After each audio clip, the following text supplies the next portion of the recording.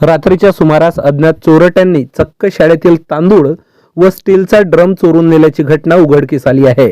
ही घटना 9 जानेवारी रोजी सकाळी 10 वाजताच्या सुमारास लाखणी तालुक्यातील कनेरी दगडी येथे उघडकीस आली आहे। या घटनेत अमरदीप पुंडलिक गणवीर वय 56 वर्ष राहणार उज्ज्वलनगर लाखणी यांच्या तक्रारीवरून लाखणी पोलिसात अज्ञात आरोपी विरोधात चोरीचा गुन्हा दाखल करण्यात आला आहे।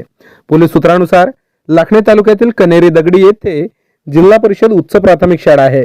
या शाळेत इयत्ता 1ली ते 7वी पर्यंतचे वर्ग भरत असून येथील विद्यार्थ्यांना शालेय पोषण आहारांतर्गत नियमित जेवण दिले जाते। दरम्यान शाळेत शालेय विद्यार्थ्यांना पोषण आहार देण्यासाठी स्वयंपाक खोली तयार करण्यात आली असून या खोलीत स्टीलच्या ड्रम मध्ये तांदूळ व अन्य साहित्य ठेवले जाते।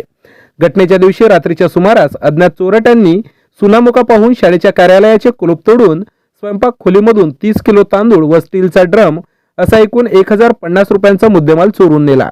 घटनेतील फिर्यादी सकाळच्या सुमारास नेहमीप्रमाणे शाळेत गेले असता त्यांना कार्यालयाचा कुलूप तुटलेल्या अवस्थेत आढळून आला। पाहणी केली असता स्टीलचा ड्रम व तांदूळ चोरी गेल्याचे आढळून आले। त्यावरून त्यांनी तात्काळ लाखणी पोलीस ठाणे गाठीत अज्ञात आरोपी विरोधात चोरीची तक्रार दिली। तक्रारीवरून लाखणी पोलिसांनी अज्ञात चोरट्या विरोधात भादवीचे कलम 457 380 अन्वये गुन्हा दाखल केला असून या घटनेचा पुढील तपास पोलीस हवालदार दिगंबर तलमले करीत आहेत।